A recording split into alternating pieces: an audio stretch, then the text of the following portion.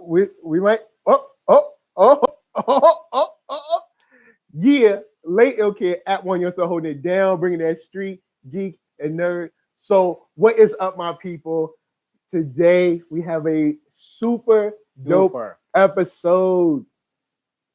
Man, this is Beats Vibes Life. He brings an album, I bring an album. We hash it out. But today, you know what I'm saying? We in February. It's Valentine's Day, and we're gonna show some love to the one, the only J Dilla. What album did you bring? I brought the Ruff Draft EP. Word out. Oh, and before we get started, excuse me. Oh yeah. To my left, my esteemed colleague, producer extraordinaire, beat making master, holding down them drums, Arckatron.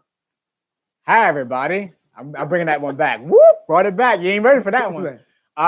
Yeah, we be out here.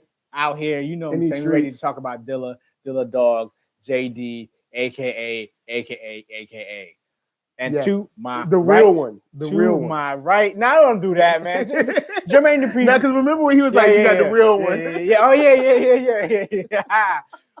Don't do that. That was a little shade there. I ain't gonna do it like. To my right, who I got over Yo, there? It's NERDSoul, NERDSoul. Holding it down. We're ready to put that hip hop geek together, but we're gonna hold it down for, of course, J Dilla. In the chat on the Instagram side, we got Haslo and he's on. So Haslo on his own, but he gonna fact check us just in case we ever need somebody to Google them things. He might jump over to YouTube. So we'll see. And in YouTube, we got Max Evans. He in the house. He said the high top is looking on point. So you know what I'm saying? I just shaped it. Put it up there. So he got Ruff Draft. Or did you get Shining? Did you get Shining? No, you said Shining. Oh, I got Ruff Draft. The Shining. Wait, or did I have the Shining? Yeah, you had the Shining. Yeah, you had the Shining. I said Ruff Draft. It don't even matter. It don't matter. Wait, we're doing J Dilla's The Shining. I did say the Shining. You said Ruff Draft. Yeah. Okay. You're doing J Dilla's The Shining. I'm doing Ruff Draft. So I guess I'll let you start off with The Shining. The Shining, yes, which is ba-bam. And ba-bam. Got the little sleeve to it too. Yeah. I brought The Shining because in my opinion, this is his last album that he worked on in his life, basically before his passing. Yeah. So to me, it was 75% done. I think Kareem Riggins worked on it with him, like how he worked with him on Welcome to Detroit. This is another BBE album, Barely Breaking Even. WBBE. So this is basically his last album. And even though it was unfinished and Kareem Riggins finished the rest of it, it's still sonically it's crazy. It's just great. It's just great. You can see where he was going with his sonics, with just the new. He was on another wave, basically, another wave that we weren't ready for, basically. True. At the time, from top to bottom, 12 tracks, solid, crazy tracks, some instrumental tracks on it too, like Over the Breaks and Body Movement too. Just has little cuts on there from J Rock, but for the most part, it's an instrumental track. And then Love Jones too. Love Jones. Doing the Humpty Dumpty sample. Yep. So that's really two good. Yeah, I mean three good instrumentals that anyone can rock over too. Can rap over whatever you want to do. True that. My man Haslo got a song from his album. Actually, he raps over the breaks. Okay, that's one of his favorite instrumentals. So he's got some over that too. So. Really, really good. Very from top to bottom. Incredible stuff, man. It was at a time where, he was already gone, and then he was like, "Oh, we have another album." He was working on The Shining, and okay, what's this? And I remember when the album first was you first got the little bootleg copy of it. It had the actual Shining movie in the background. See, I didn't get the bootleg copy. Missing out, man. I held back. No, but I got the bootleg. I got all the copies. You know what I'm saying? Yeah, and we'll get into that when it comes to Ruff Draft too. Yeah, we'll get to all that. But so when it came out, it had The Shining on it, like the actual movie, in the background. So it was you can hear the album, but you're also hearing Scatman Crothers in the background, hearing Jack Torrance in the background, Jack Nicholson. Yeah, it's weird, but it was cool in a way. So I actually have that version. I'm literally, it's kind of weird. It's just literally in the background, but you hear the music too. So it's yo, okay. It was good for the bootleggers, basically. You know, bootleggers had to do their thing. But I was like, yeah, I'm gonna get this album either way when it comes out. True. So I was just waiting for it to come out. But yeah, like you got Busta Rhymes on there, which the only one. Yeah, the only one thing he should have rapped on the track, Geek Down. Like, yeah. I mean, it was perfect. Yeah, it was set up for him. Yeah, and every time I hear it, I'm like, oh, he about to rap. Oh no, he's not. Yeah, you got Common on here a couple times. Yeah, you got Guilty on a couple times. Yep. Pharoah Monch on the Love track. Mm-hmm. D'Angelo actually, this is like one of his first appearances again. Like for a while, oh, yeah, you didn't hear D'Angelo for a second. Yeah. I believe it was the I Believe song off of Common's album. I was like, wait, D'Angelo? What? And this one was another one. Like, wait, D'Angelo makes an appearance? Oh, I think it was on the Finding Forever album, which is 2007. So the next year, D'Angelo made 2 appearances on Common's album and on this album. I'm like, wait, D'Angelo? He's still alive? So this is like alive. Yeah, this is like a resurfacing of D'Angelo. Then he disappeared again for another 8 years and then dropped the album in 2014. But whatever. I digress. I digress. He has Dwele or another. He always collab with Dwele in some way. Black Thought, which I think this is maybe the second time that Black Thought was technically on a Dilla beat, like that we knew about, other than like bootleg and mixtapes, because he was on Dynamite. Blum, blum, blum. That was a Dilla chop. Yeah. Questlove's drums. Yeah. And there's a whole thing behind that whole story too. Yeah. we don't have to get into that later. But yeah, so after we head there's another Black Thought on a Dilla beat. Also, MED is on here too. Metaphor. Oh, all right. That's a California Madlib collaboration. And Madlib is also on here too. Yes. And this is actually, from my memory and from my record, this is the only song with Madlib and Dilla actually rapping on the same track. Mm-hmm. And Madlib co-produced the song too. Oh, he did? Yeah, they co-produced it too. Oh, so it's actually the first real collaboration. It's a true like J-Lib actually right here. This is the first like J-Lib. Yeah, so Madlib co-produced it with him because it has Madlib functions in it. Like it sounds like a Madlib but Dilla track too in a way. So that's the first one like that.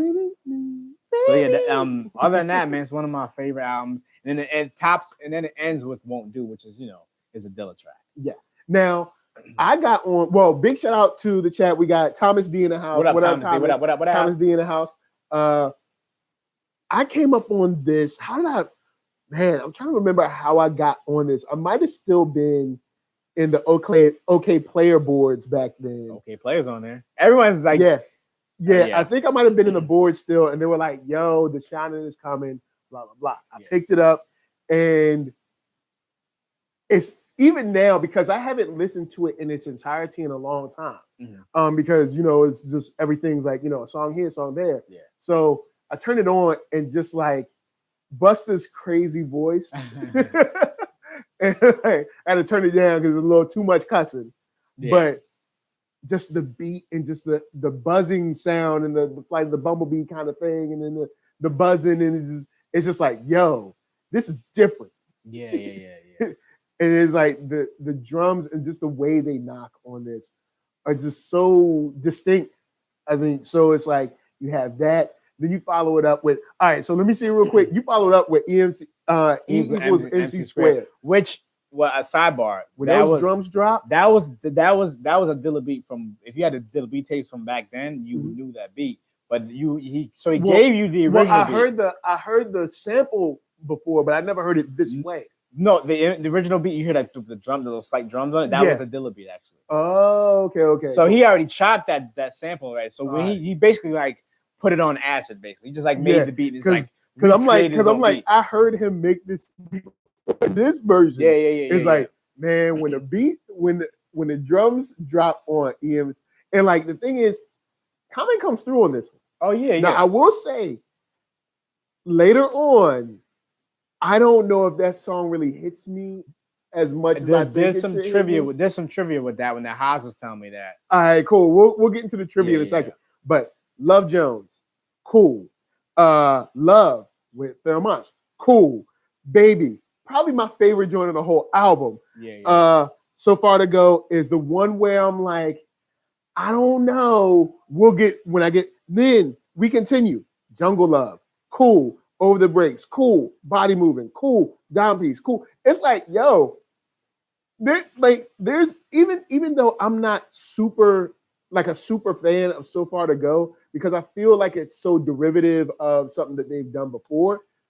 Well, that's There's why nothing- that's what I want to say. It is a derivative. Yeah. Haas was telling me that it's actually basically Go Part 2. Yeah. But that's what the intention was. Oh. So Far to Go Part 2. Okay, so now because when I heard it, I was always like, wow, yeah, this is and kinda it's also is a derivative because Donuts had the same sample, but then his recreation, again, another recreation of his own beat. I like that. I like both versions. Yeah, I mean, it's not that I don't like the song. I guess it's because when I heard the song, I was like, I feel like we've been here before. So it's kind of one of those things where everything else was brand new to me. Except like the EMC, E equals MC squared, which is still so different. You know what I'm saying? But this album, solid all the way through. I got it. I put it in, and I was just like, "Yo, man, I wish I had a box in the trunk. I wish I had some bass to push this. Like, you can't be mad at this album. Beats wise, rhymes wise, everybody comes to play. Dilla's beats, they're all on point. It's just one of those things where and listening to this now, you know, kind of like when we did our top 10 producers, you're like, man, where would he be now? Yeah. What would he be making now? Like, you know what? Like, it's kind of it's like one of those things that you'll never know. Yeah, but I think that the amount of music he made will impact for a million years. Yeah, because there's someone who's like 8 years old right now listening to this that they dad got, and that'll influence their beats from you know what I'm saying, or I mean, there's a whole community, the whole community of Dilla babies. Yeah, you know like, so it's like it's like all Dilla babies. Yeah, so this is just listening. That's one of the things that I felt. Now your score. I don't even score it. It's not even on the board. It's not even scoreable. It's unscoreable. Yeah, I would say this is because I'm super biased. Yeah, I can't score it because it's unfair because it's a Dilla joint and it still impresses me now. 10 for 10. Actually, it's 20 for 10. I'm gonna put it in the same thing. I love this joint. It doesn't have any skippable tracks, and I'm completely satisfied with this. J Dilla The Shining, dope hip hop, dope beats, dope rhymes. It's right here. You should check it out if you haven't checked it out. I mean, it has dope, like, yo, just listen to Baby. Listen, if you're not gonna listen to anything, go on YouTube, listen to Baby, and then listen to E equals MC squared. If you don't like those two, I don't know why, but you'll listen and then listen to the rest. The crazy part about the sample of Baby is actually the same Maybe. Oh, it is? It's called Darling Maybe. Oh, but they made the way they cut it, make it sound better. Like I said, Baby. Oh, so all right, cool. That's dope. Yeah, because I'm so used to it's a stylistics. I think maybe there's love this time. I think maybe there's love this time. I think that's what it's called. What is that? Thomas said, "When you wish you had 15s in the trunk." Yeah, it's like yo, this is one of the where Buster says truck volume. This especially when them E equals MC squared drums drop, man. Yeah. And like that bass line, because he was messing around with like the Moog and everything. So like, actually, dumb. If you buy this CD, if you can find this CD, get it because there's information in here that I've never seen in a liner notes.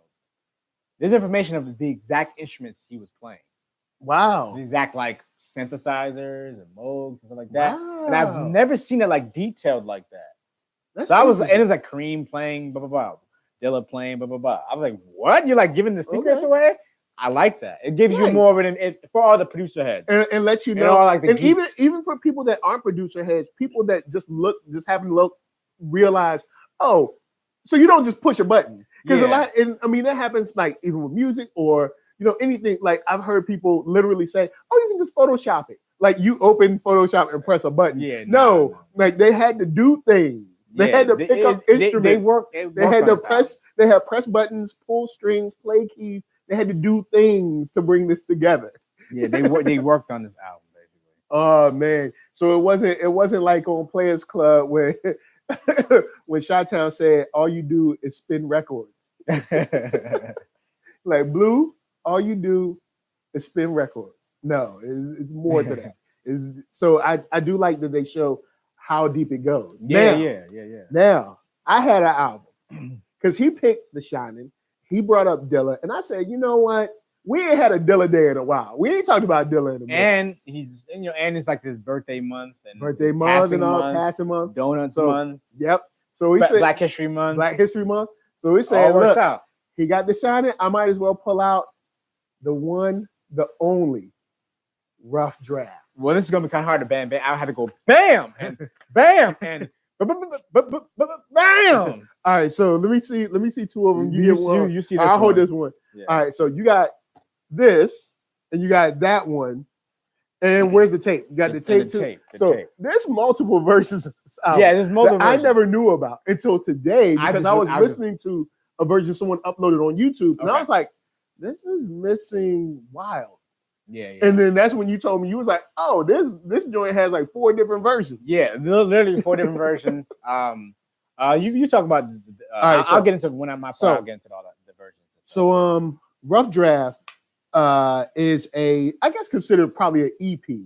But Ruff Draft EP is what okay. Because see, I always knew it as Ruff Draft. I didn't know it was like EP. Yeah, because I guess when you added other songs, it became more like just a Ruff Draft. Yeah, because when you added more songs, like that's when it's not an EP anymore. So that's why the original. So what version, I got is just regular. Well, the Ruff Draft I know. Yeah, which is in your hand. This is the one I got. So I heard it, and the thing that killed it for me was reckless driving or driving reckless. Hold on. Reckless driving. Driving. You're right. So I heard that, and I was just like, that's. I love that beat. I love that beat. I can listen to Real Talk, Reckless Driving. I listen to that song whenever it comes on my shuffle or whatever. I play that song back like twice. So I listen to it like 3 times in a row. It's something about that beat. It just works for me. Yeah. But the intro is hypnotic. fresh. That beat is very hypnotic. Yeah. It's something about that beat. And you put that beat on and drive with it, it's perfect for driving. And like this is something it's short and sweet. It's not an album that's like super long, but it's just like banger, banger, banger, banger. All right, we done. And I mean, like when the joint, like the intro, he's like, yo, check it. Yeah. Straight loops or straight cassette deck. You know what I'm saying? This is how we gonna do it. And it's just like, you get this reworking of someone who he's already proven himself.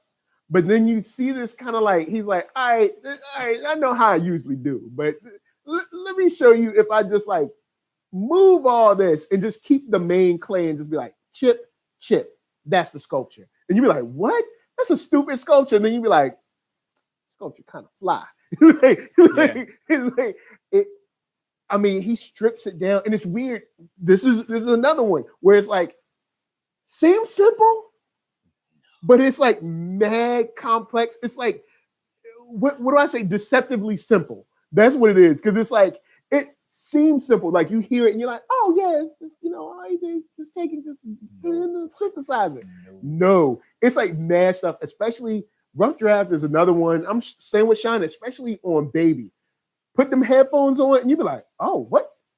It's like mad random sounds. Yeah, it's Ruff Draft is one of the same one. It's raw. This one is so raw. This is I feel like Shining is way more polished in a good way, but Ruff Draft just seems so raw to me. Yeah, and especially like stuff like I think that was that's the end of My Slave song. So the story is he did his album in a week.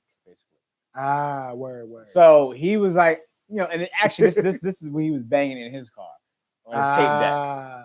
So the diversion, so like basically it was really like some tape stuff, something he was just banging around in the car. All right, let's just put this out then. You know what I'm saying? But like he did this in a week's time, and that's just how he worked, bro. That's how he rolled, really. So, but yeah, just keep going.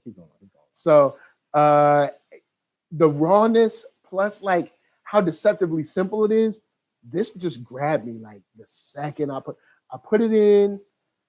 I heard the intro and I was like, I'm already hooked. You know what I'm saying? Because it's like he's chilling on a beat, but at the same time, the beat is dope, and he's already got his swag in there. He's already putting his like nigga man up in there. Yeah. So then that's what Reckless Driving comes in, and I'm just like, yo, man, I love that beat. Yo, that joint just works. It works every time. So you listen to that, you got Reckless Driving, and it's pretty short. Nothing Like This is a joint that I love. It's that's another hypnotic kind of thing. Yeah. The Money, I love it. Gotta go and get the money. Yeah. Dealing with the gangster shit. Yep. Let me say it again and say it with feeling. Yeah. Dealing with the gangster shit. Like that. It's a beautiful, it's like I said, it's so rough and just like, yo, this is me. This is me right now, and that's it. And Make 'Em Envy is another joint where it's just like, the way Make 'Em Envy comes on. Yeah. It's just like, whoa, you just straight up just drums in this, huh? And yo, once again, he shows his depth on beats and the knowledge of how to put a beat together.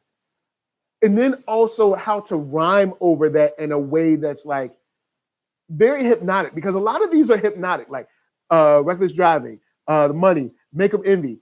And it's not super long, but it's one of those things where it's like, wow, this is kind of like a honors class of like beat making and rhyming at the same time. Because it's not like he spit like Pharoah Monch or something like that, who is an incredible lyricist, but he stays right in the groove of all of these I've beats. never heard Dilla off beat. Yeah, he stays right in the groove. He's right with the flow of every single joint.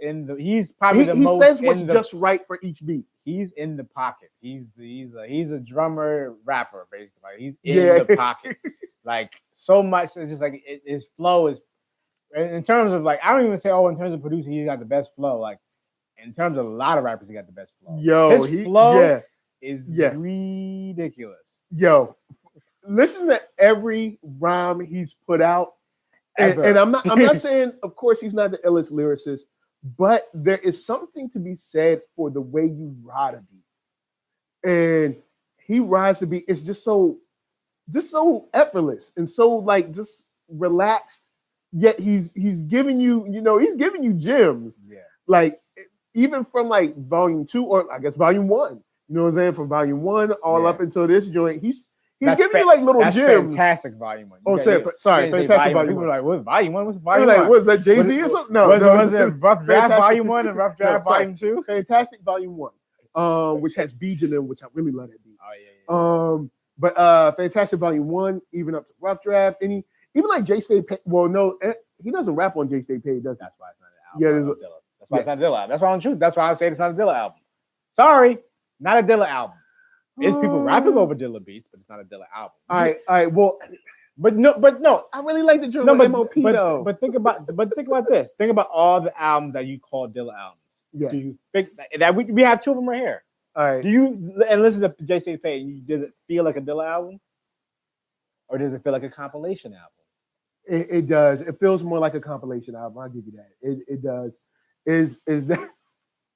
Sorry, not a Dilla album. It definitely feels like a compilation that was put together of some of his hotter stuff. We got Canned Ice in the building. We got Canned Ice. Oh, word. Canned Ice is in the building. Canned Ice. Oh, Ice, man. baby. How you doing? Happy Valentine's Day. Oh, yeah. Everybody, we didn't say happy Valentine's Day. That's messed up. Happy Valentine's Day to you, and you over there, all y'all people. But this is one of those joints that just it speaks to me. Now with you got all the knowledge on how this has like 4 versions. Me and my great friend Haslo have been going through this album for like the last 2 months because there was a re-release last year that we didn't know about, and we're like, what's this re-release about? We read up on it on that rapcats.com. And we're like, yo, what is this? It's like, it's a Dilla mix version. Like, what do you mean the Dilla mix version? So we started to dig deeper into it. Do some research. And we hip-hop research. And we realized that the original version was released to Dilla's not. Dilla wasn't liking it, the mixer, because somehow it got messed up at the plant or whatever. So the version that we all had before this version, the 2007 version, which is the Stone's Throw version, this version was this was a remix basically. Yeah. But hindsight, all things, I still like this version sonically better than all the versions. Oh, okay. Like Dave Cooley and Kelly Hibbert, Yeah. I'm shouting them out because they watch the show. Master this thing to it sounds better because he also worked with them too on The Shining. Yeah. He worked with them on The Shining. Word. The mix of The Shining. That's why So The they Shining kind of sounds know. like that. So they kind of know. Yeah. They know him. They know what he was so going we'll for. allow that. Yeah. He was going for some tape stuff. He wanted it very warm. He wanted it very kind of gooey, like awesome, like a brownie, man, like a brownie, fresh out the oven, basically. Man, yo, fresh out the ovens. Though. This album basically, this version right here that I have in my hand is the Dilla's mixed version. So this is basically the version he gave to them before they messed it up. Seriously. So it has. So on this version, they put on Wild. See, now Wild has an asterisk next to it, meaning that Dave and I think just Dave. I don't know if Kelly was on it. They actually mixed that version because it wasn't Wild wasn't mixed. All the rest of the album, the way it goes, the 10 tracks, it's mixed. But the other side, the alternate side, wasn't mixed, so they still had to touch up. They had to do. Yeah, they still had to touch up, but in the vision of this original mix, not in the vision of their mix. So you see how complicated it can get? Yeah. But in terms of what I like about the album, I got the tape too. You know what I'm saying? I've never opened this ever in my life. Just like Straight I never collectors, yo. So let me see this version. Actually, you can keep that. I think my version's the same. So in terms of me, like Ruff Draft, which is funny, when I was in college in 2003, I released an album with my friends and my fellow rap partners, an album called the Ruff Draft EP. Which is, I don't know if it's ironic. I don't know what it means. But at the same time, I did drop an album in 2003 called the Ruff Draft EP. See? Little sidebar. Great minds think alike. Actually, I don't know if you can find it anywhere. No, you can't find it nowhere. Our name was Poetic Truth, was the name of our group.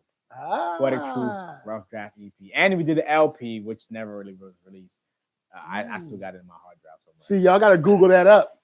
You ain't going to find it. But moving I on. wonder if you can find Google Bomb Squad SKAWD. I wonder if you can find that. Remember when me, Bliss, and C's did that album together? This before I knew you, man. Oh, so yeah, because you didn't know me until Nace came in. We'll have to tell them the story of how we met a long time. Yeah, I think I met you through Nace knew Susie and Susie knew you. Okay.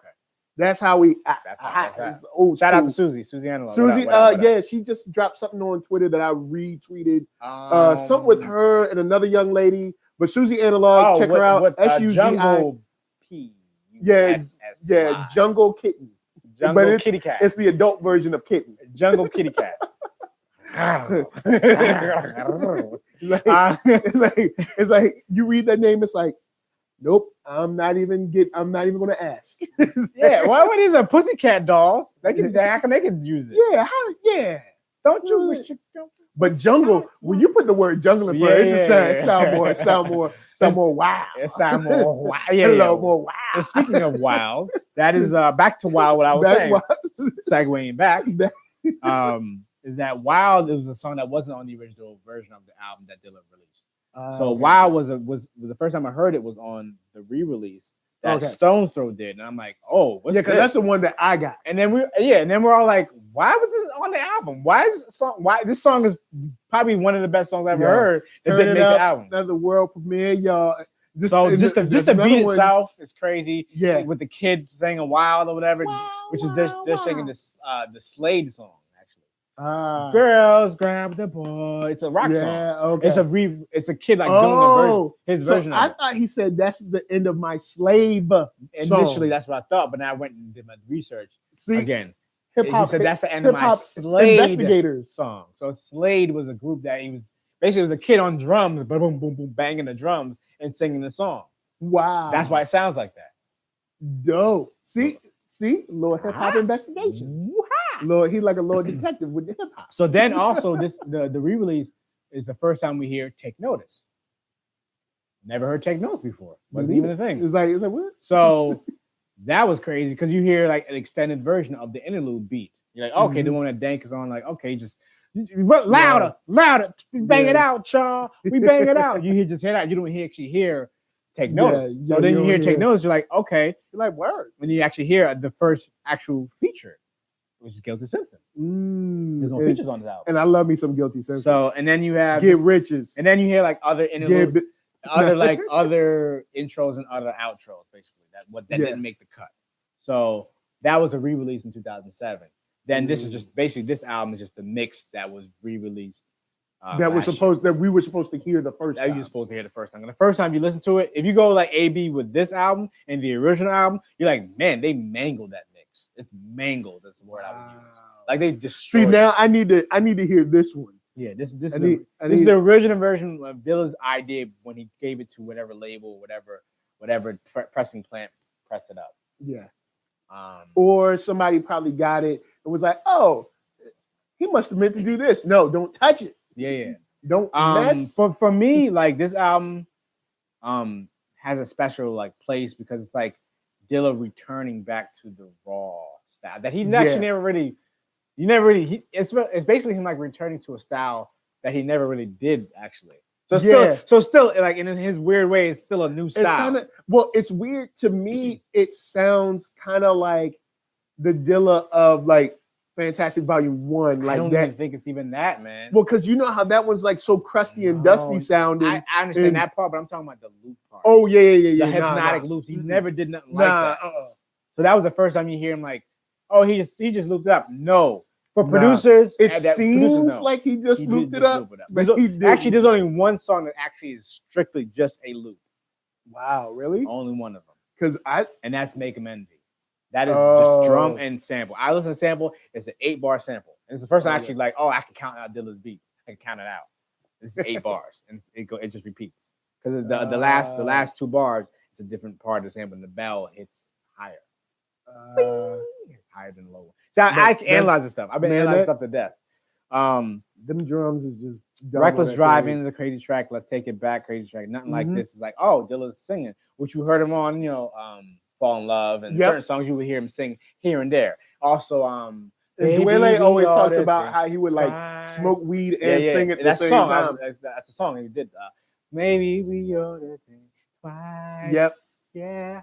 Like so he would like smoke weed and I had that blow the weed out and like. I think I still have that on wax back home. What you got Welcome to Detroit? I think I still got Welcome on wax. You have it on wax. I might have to go home and before check. I actually was buying records, so I don't have it on record. I think I might still have Welcome on wax. Got it from Willie's on Hall Street in Richmond, Virginia. Shouts out VA. What up? 2 up, 2 down. But anyway, VA baby, holding down. And then we have the interlude, which is the second interlude, which has the woman talking about him not answering his phone. Which is a typical Dilla thing, having people on skits and stuff and talking to women, which is very hilarious. I love it. It's like, I'm just chilling, but I just want to let you know I'm trying to go deep throat. It's like, what? You can't be putting it. Look, man, you don't never know who's gonna be in my car, Dilla. Just in case you ain't get my message. Yeah. Holla. Yeah. So, and then you have Crushing, which is just funny because it goes right into Crushing. Yeah. Which is by him, but how he just does. He has those like spray can to kind of clean it up or whatever. Which is funny. Like Lysol clean it up. You know what I'm saying? Yeah. But I like how he just did that song and it kind of made it. It wasn't as nasty as you would think it would sound, but it's funny. Like it's just Ruff Draft. It was classy, but not classy at the same time. It was so funny. I like how he did that.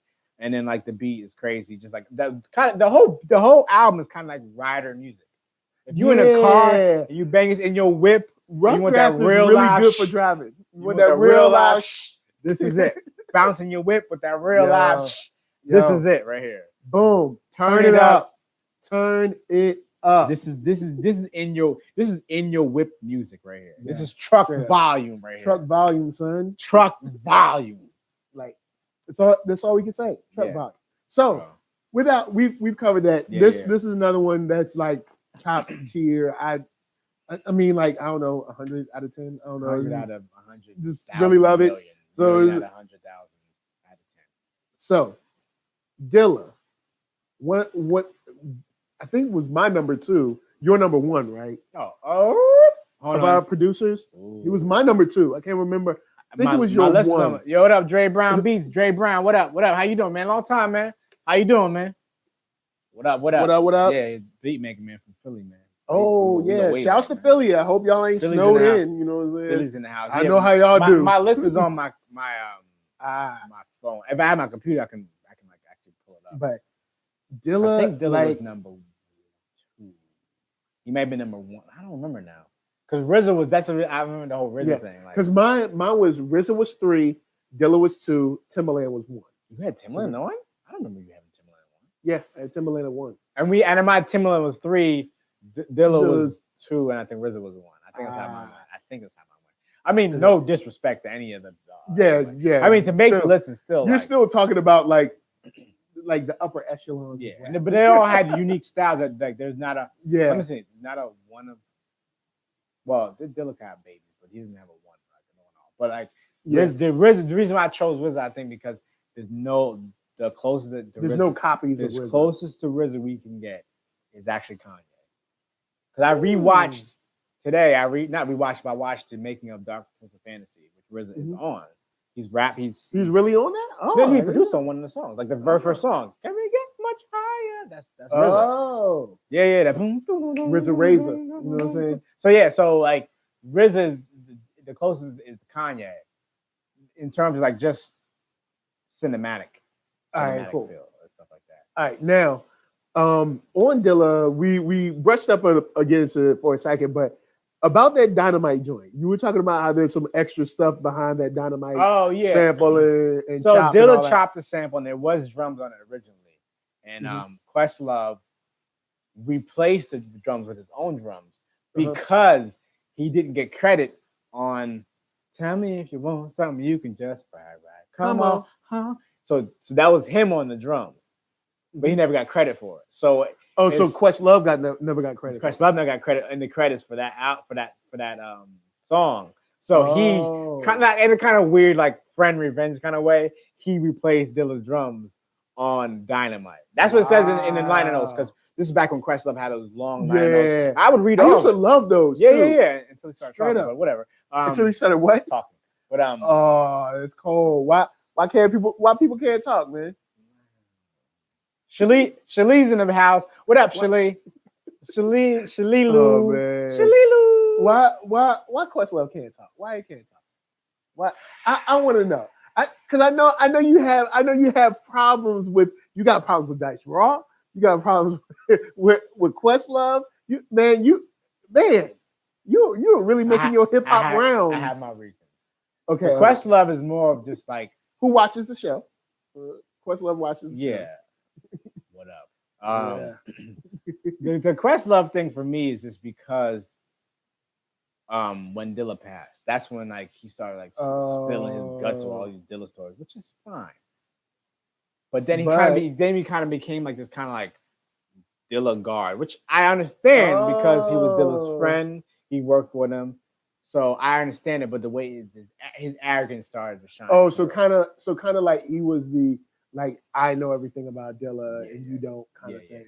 Like he was holding that against us. Like we supposed to know about everything about Dilla. Like, okay, my bad, I didn't know the man. Yeah. So that's what I didn't like about him. All right, cool. I mean, House Shoes kind of felt like I kind of felt the same way about House Shoes, but I kind of like was a little bit less about it because House Shoes was there. House Shoes was like, there really in like the early OG Dilla, and Detroit Dilla. He's from Detroit. You're talking about he knew. It's not even about who knew him the more. I just think like House Shoes way. House Shoes. He put his time in though. The reason why I turned differently on House Shoes was the whole Charles Hamilton thing. You remember that? Okay, so Charles Hamilton dropped an album in 2008 or 9, and it was like it said 8, I think. It said produced by Dilla, or like executive produced by Dilla, something like What? Really? Yeah, and there's a house shoes video out there. He's like, yo, you didn't know Dilla. So that he was like, nah, get out of here with that. He had a video and everything. That is probably it's same. You know what it reminds me of? It reminds me when Ghostface came at Action Bronson in that video. It reminds me of something like that. Come on, young man. Like when Ghost came at Action Bronson, he was like, you know. I love how he had like Temptations in the background. Yeah, it was Teddy P, man. He had Teddy P in the background. He's like, you know, like that. Yo, Ghost, you ain't did enough to like be talking about Ghost don't rap like you. That don't know was Ghost rap like because you ain't. That was a moment in hip hop history that needed to happen. I felt the house shoes thing was another moment that needed to happen. We're like, don't come at people for it because they don't know Dilla stuff. Just when someone does something wrong in the Dilla stuff, then come out. Okay. Don't try to hold it against people because we don't know everything about Dilla. Like, okay, yeah, I will give you my bad. I wasn't there. I will give you that. Questlove did get to a point where he was like, where he almost held it like a badge of honor, where it was like, I know so much about Dilla. Yeah. I've heard so much about Dilla, and you haven't heard nothing. I got so many beats. Yeah, you ain't never heard of like that. All right, he had like kind of air about him. Air about him, and that air about him was transferred to other things too, and that's why I don't like him. Because it's arrogant. All right, yeah. So I'll give you that. Like, I'm with you on granted, that. I'm with you on that. The man is a great musician. Great producer. Yeah. I don't know how. And we thank him for his support of the show. You know what I'm saying? All the Roots albums, especially the early the first 6 Roots albums. I have no problem with that. Yeah. When you start talking like that and start being arrogant, it starts to shine through, and then I stop listening to your music because I'm like, I know the man behind the music. We good. We off that. What? And I'm gonna have to get on that house shoes joint here. Yeah. I'm a remind me. We'll find that when we pack that. Man, that was funny, man. I was like, but guys, the thing that I guess since we're talking about Dilla, and we've talked about this tons of times, but the man's work ethic is something, especially from a perspective like mine or yours, people that are like creative. And in the industry, working on stuff, making stuff, whatever, is seeing his work ethic, even up to when he was like literally in and out of the hospital, and still like making stuff. It's like wow. And then seeing the support that was around him was just like great. So like Dilla, of course, rest in peace. But man, talk about music he's laced everybody. You know what I'm saying? He's laced everybody. He's never given someone just this like throwaway beat. I don't think he had throwaway beat. Well, yeah, I guess he never really had him to give. If he did have him, we would never hear. He probably deleted them before we even got to him. And he was good for that too. Like I think Frank and he started making something like delete. Frank and Ding had a video that said like it was did the Dilla rules. Is don't show up late, don't bring nobody extra. And be ready to lay some hot stuff. Yeah. And also, don't fall in love with no beat because he'll just go, gone. Because on the MPC, if you click that power button, there's no more beat. You got to start from scratch. He said, don't fall in love with no beat. Don't fall in love with no beat. Don't fall in love with it. So I guess that's where Q-Tip got that from. Because Q-Tip, I've heard that Q-Tip will be like, yeah, you like that beat? Yeah, I don't like it, so scratch. Yeah. It's like, but no, man, I already wrote a song.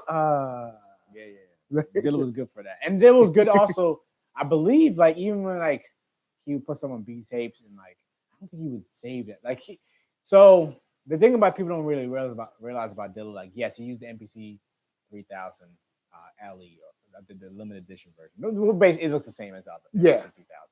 He used that machine, but people don't understand that this man was, like, technologically ahead of the curve too. Yeah, he was using Pro Tools. He was using all kinds of stuff. And even back when he had like the mixing board, like the big mixing board, like the Slum Village days. Oh, okay, cool. He would use a lot of technology that people didn't realize. And to this day, I'm still trying to figure out. I think he was using Serato before it even was Serato. He even knew what it was. Wow. Like the original version, because this version, like on his beat tapes, certain things. I think on Ruff Draft, where the beat's like fading out, but it's also like slowing down. So like it's on a record. I'm like, how's he doing that? This is 2002. How's he doing that? Because he's using Serato. He's got to be using Serato. What else is he using? There's no technology that was out back then that could do that. Ableton wasn't out. Ableton, I think, just was coming out too, actually, like 2003. So he was using some kind of technology that we weren't privy to. Yeah, and he was just far ahead. Unless he was using the 404, unless he was using the 202 or the 303 to do it. Because the thing is, like, people are like, oh yeah, he just used the MPC. Yeah, he was using the MPC. Like that was his, like, probably 90% of his work. But there was some other stuff he was adding. Like when he was adding, he had the nooks and crannies. He had the roads I saw in the old Common video when they were working on like Water for Chocolate. He had the roads. So he had the roads probably since like the Slum Village days. So you hear some of him playing stuff too. Like, man was more just like, oh, I'm on the MPC, Yeah, that's it. No, he was advancing. He was that dude. He was advancing all the ways that hip hop producers should be advanced. He just was way ahead of the curve. Yeah. So guys, take this weekend, listen to yourself some Dilla, whether it's Fantastic Volume 1, Volume 2, The Shining, Welcome to Detroit, Ruff Draft. What else would you consider? In the Dilla? Yes, maybe Yes. Yeah, listen to Yes, because that was a good recreation of Dilla beats and properly done. Okay, I felt that. Yeah. I felt that. So yeah, Jay Stays Paid, and I felt Birth of Detroit were more. Birth of Detroit was just a travesty. Should never came out. Birth of Detroit was the Detroit rappers rapping over. See, because I've never heard of that. You shouldn't hear it. Don't even. Jay Loves Japan is another one too. Jay Love Japan. I like that. You know what? Okay. I like that. There's some smooth flows on it. I like Jay Love. Donnie Joe from the house. What up, Donnie? What up? What up, man? And Sean Ruffner says donuts. Big shout out to Sean Ruffner. What up? What up? Yeah. Donuts. Donuts, of course. Man. You can also listen to It's nothing whack the vintage instrumental series, because he had some instrumentals before he came out. Oh yeah. Where, like, I think that's why Blink 47 was releasing. Because Blink 47's website, I remember going there and just listening to the beats all the time. Yeah. So I never knew about them until I remember he shouted out Blink 47 on something, which made me.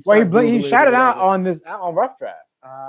Because when you said it to me, I'm like, "You Blink 47." You must have been heard it from the track. Maybe he said it on the Ruff Draft. I remember googling them. Yeah, but like, and then going to their website. That's just YG's label that he had at the time.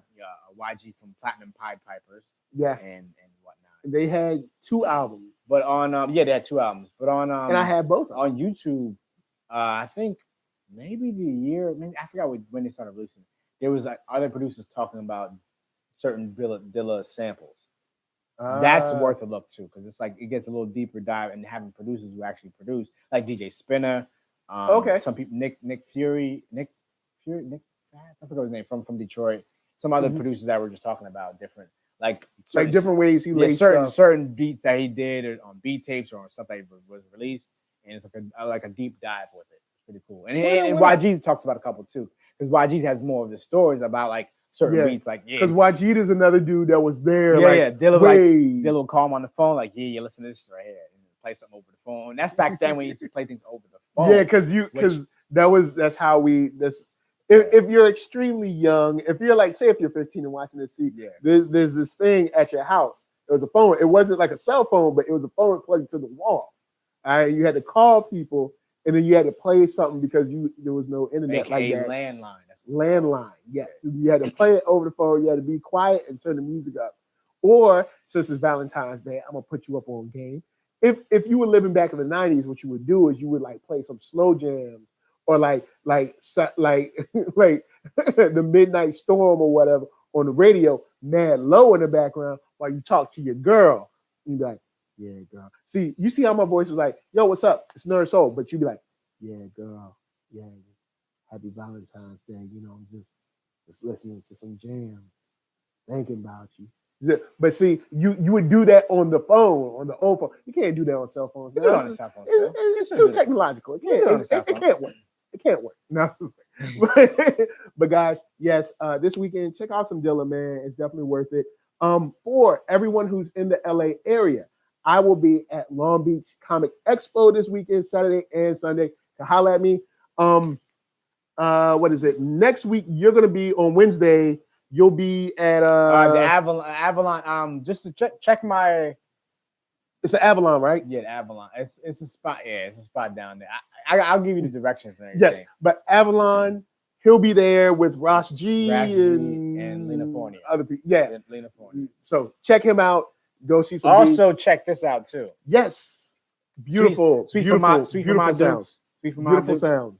Sweet for my Dukes. I've never opened it because it's never been open. But this is basically where he's laid out here in LA. This is actually his funeral.